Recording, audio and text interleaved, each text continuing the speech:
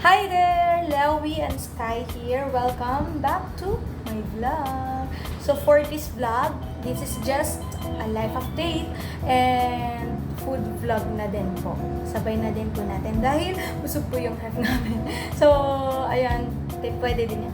So, ayan, kamusta kayong lahat? So, sana ayos na po kayo, okay kayo.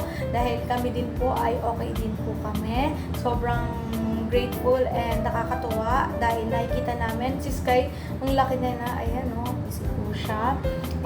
Nakakatuwa kasi magto 2 years old na siya next month.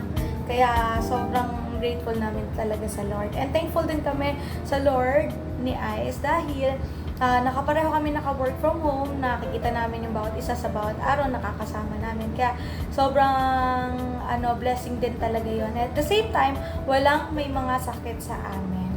So, yun palang malaking blessing na yun. Lagi ko naman yun sinasabi, pero totoo talaga. And sobrang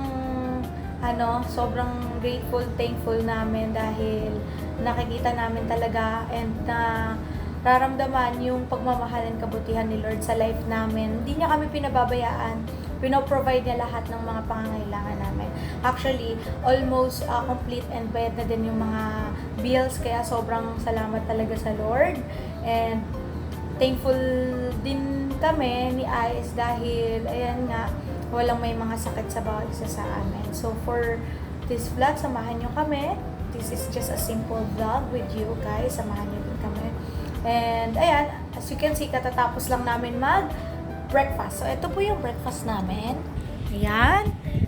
Sinampalukang manok from All Home. Ayan, sarap po yung luto nila. Kaya, enjoy po din talaga po nila. And, I'm already 26 years old. So, ayan, thank you for the gift of life sa Lord. And, ayan, quick trivia lang din po sa mga taong nanonood. Please, mag-ingat kayo sa mga matataas na lugar and madudulas dahil pwede tayong matamaan ng foot fracture or ng anumang fracture, diba?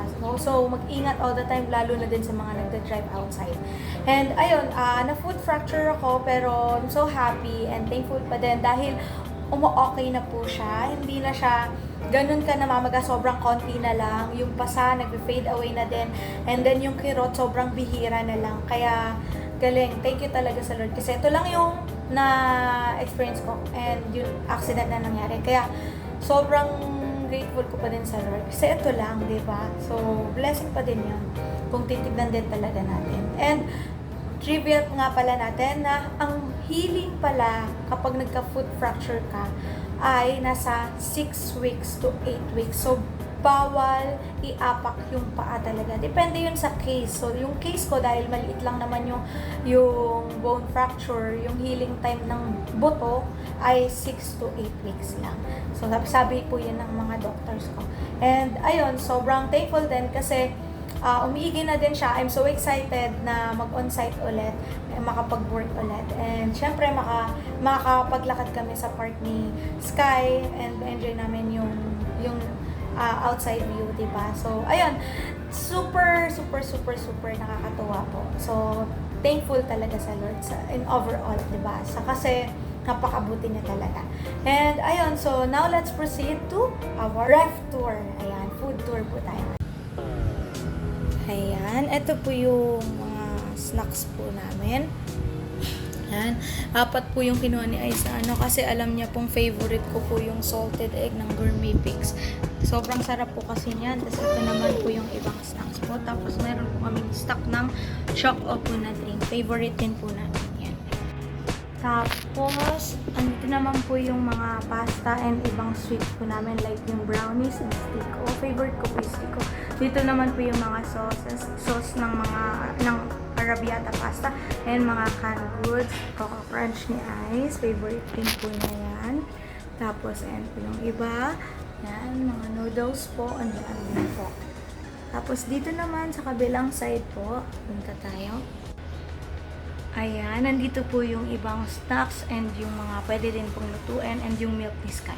So, binuksan ni Sky po yan kahabang natuwa siya.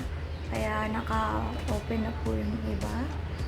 Ayan, yan po yung sa ibabaw ng ref. And then, let's proceed to our refrigerator. Ito naman po yung mga frozen po natin. Alam nyo po, try nyo po to. Masarap po yan. And easy to cook lang. Initin lang talaga siya literal. Dahil kompleto na yung toppings, hindi kayo mapapagod. So, less hassle din sa inyo kapag busy yung schedule nyo. So, ayan po.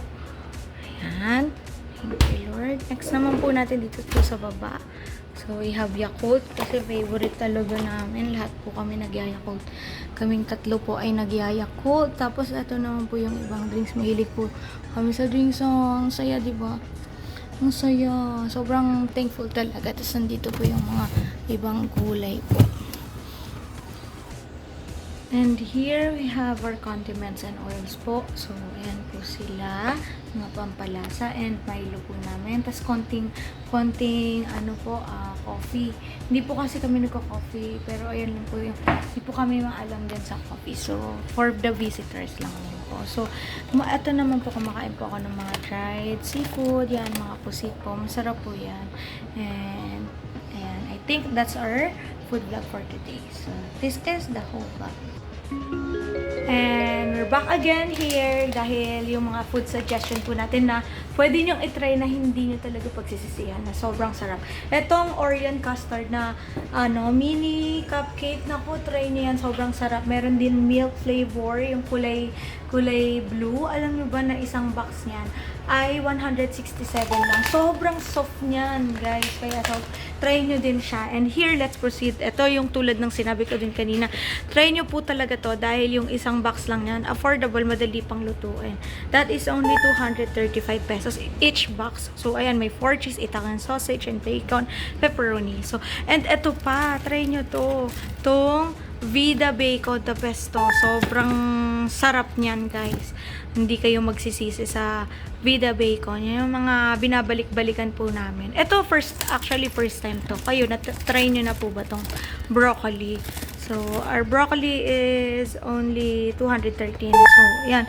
Guys, balitaan nyo kami kung kayo na-try nyo na to. First time pa lang po namin yan. Frozen broccoli. And here, sa mga drinks naman, we suggest you try the Almighty. Ayan, 1 liter po ito. At hindi po siya iinumin agad ng ganyan. Titimplahan pa po yan ng water and madaming ice. Yung 1 liter na Almighty ay magkakahalagang 393. Sulit na yan.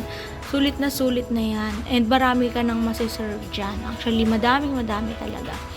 And, yan, parang iced tea ng Wendy's. So, ganun siya. Ganun kasarap.